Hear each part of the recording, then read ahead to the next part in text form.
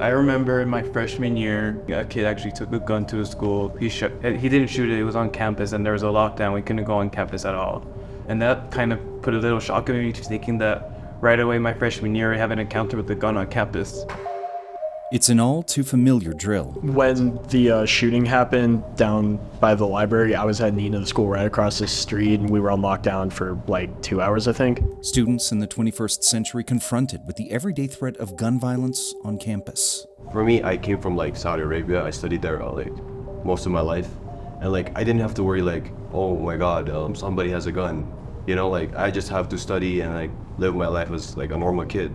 But now I'm here in the US, I have to think about oh my God, people have guns and you can actually die from school. And it really shocks me. Hayes, Edward, and Craig are like millions of other teens in America, working toward graduation, honing new skills and interests, and living under the specter of mass shootings at school. They, along with friends Raul and Jesse, are also unique in the fact that they are developing technology that they hope could one day save lives. Questions? They're part of the Computer Science Club at Capitol High School in Santa Fe, a group founded by teacher Barbara Tederex. This girl just graduated from New Mexico Tech with a bachelor in physics. For years, the group has been defying odds and competing in national competitions for technology, despite a lack of resources.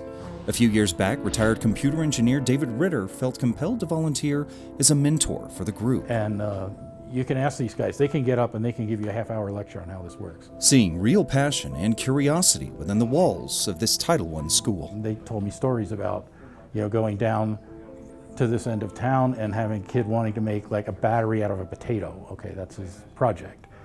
And that he couldn't continue it because his mother couldn't afford to get any more potatoes.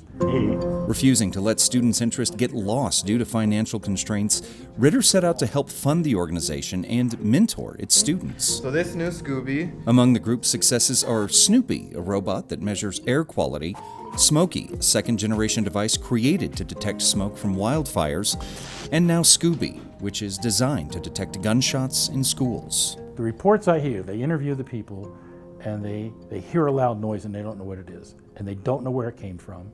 And I said, that's a technological problem. We can solve that. Scooby employs 4 microphones that are able to gauge the distance of a gunshot based on their spatial relationship.